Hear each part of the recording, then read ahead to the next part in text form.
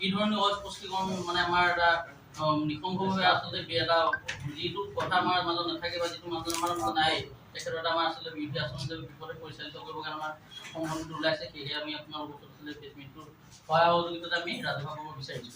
প্ৰথম কথা হ'ল কি যে যিজন ল'ৰা আচলতে দুৰ্নীতি বিৰোধী anti corruption youth power Assam বুলি ক'লে অকল এণ্টি কৰাপশ্যন পাৱাৰ আছাম বুলি ক'লে অকল আমাৰ এটা সিদ্ধান্ত বুজায়, কিন্তু anti corruption youth power Assam বুলি ক'লে বহুতো বুজায়। আৰু এটা কথা আছে কি যে দুৰ্নীতি বিৰোধী প্ৰকৃতি সুৰক্ষা সমিতি বুলিও এটা আছে।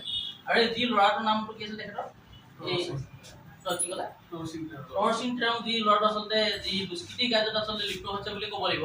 তো তেখেত অলৰেডি আপোনাৰ আমাৰ গোলাঘাট জিলাত অসম ভিত্তিতে আপোনাৰ অধিৱেশন পতা হৈছিলে।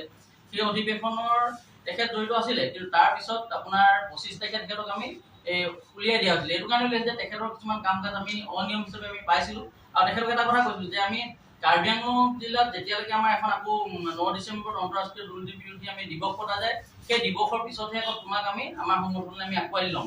তো তেনে পৰ্যায়ত আচলতে তেওঁ যি নীতি কাৰ্যকলাপত লিপ্ত হ'ল তাৰ বাবে আমাৰ সংগঠনৰ পক্ষে তেখেতক যিহেতু উলিয়াই থোৱা আছিলে, তেওঁ নিজেই জগৰীয়া আৰু প্ৰশাসনক আপোনালোকৰ জৰিয়তে আমি অনুৰোধ জনাওঁ যে এনেকুৱা দুষ্কৃতি কাৰ্যত আচলতে যিখিনি পিশাচ বুলিয়ে ক'ব লাগিব যে কাৰোবাক ধন দাবী কৰা কিবাখিনি আমাৰ সংগঠনৰ লক্ষ্য দৃষ্টি নহয়।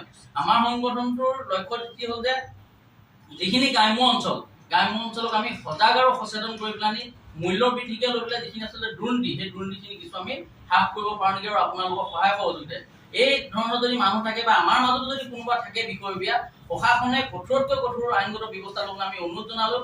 আৰু সেই বিষয়ববীয়াজন যিজন কেৰামুখী বুলি ক'লে তেখেত আমাৰ সংগঠনৰ পৰা তেখেতক বহিষ্কাৰ কৰা আছিলে। এতিয়া অলৰেডি আমি আপোনালোকৰ জৰিয়তে আৰু এটা কথা স্পষ্ট কৰি তেখেতক বহিষ্কাৰ কৰাৰ লগতে আমি ঘোষণা কৰিলোঁ আৰু লগতে তেওঁ প্ৰশাসনে যি ধৰণে কঠোৰ শাস্তি দিয়ক যে তেনেকুৱা দৃষ্টান্তমূলক আন কোনো বিষয়ববীয়াই সাহস নকৰে তেনেকুৱা এটা কৰিবলৈ।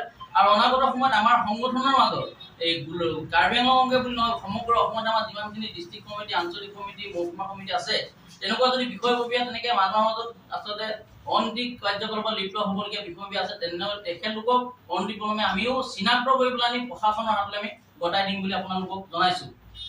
আৰু আমাৰ আচলতে কেন্দ্ৰীয় যি সাধাৰণ সম্পাদকৰ লগতে কাৰ্বি আংলং জিলাৰ প্ৰেচিডেণ্ট ছেক্ৰেটাৰী আছে, তেখেতলোকক আপোনালোকৰ আগত মন্তব্য আগবঢ়াব।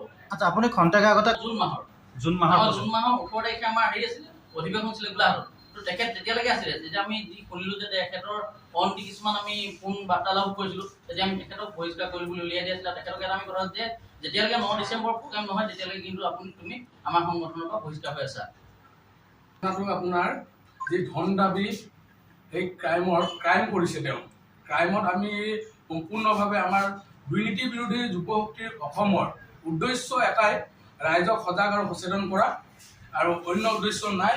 আৰু আমাৰ এই আপোনালোকৰ সংবাদ মাধ্যমত দেখাই দিব লৈছোঁ, আমি পেডেদি তেওঁ ৰিজাইন লেটাৰ দিছিলোঁ 25 তাৰিখে 6/6/2023 সম্পূৰ্ণভাৱে ওলাই দিয়া হৈছিলে। আৰু আমাৰ সংগঠনৰ কিছু নীতি আছে। আপোনালোকৰ আমি যেতিয়া আমি সদস্য ভৰ্তি কৰা হয়, সদস্য ভৰ্তিত আমি উল্লেখ কৰি ইয়াত কথা থাকে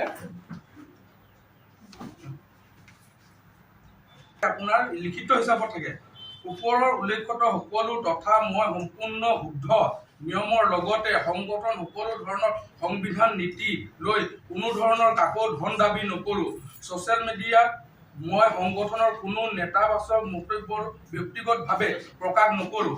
তেনে কাৰ্য কৰিলে মই দৰ্শন যি শাস্তি দিয়ে মোৰ পাতি ল'ম, সেই বুলি তেওঁ নিজে চিগনেচাৰ আপোনাৰ চহী কৰি আমাক প্ৰমাণ দি দিয়ে।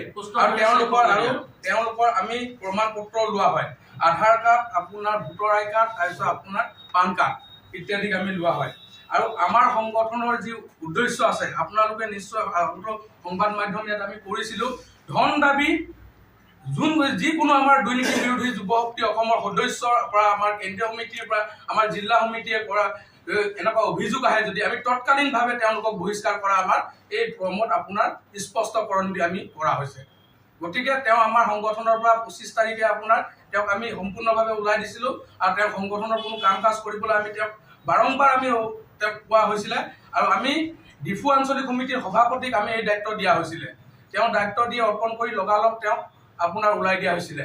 কিন্তু তেওঁ এনেধৰণৰ ঘটনা ঘটিছে, এই ঘটনাৰ লগত আমাৰ দুৰ্নীতি বিৰোধী যুৱ শক্তি অসমে কোনো ধৰণৰ হাত আমাৰ জড়িত নাই আৰু সম্পূৰ্ণভাৱে তেওঁ ওলাই আছে আৰু তেওঁক ছাছপেণ্ড কৰা হৈছে।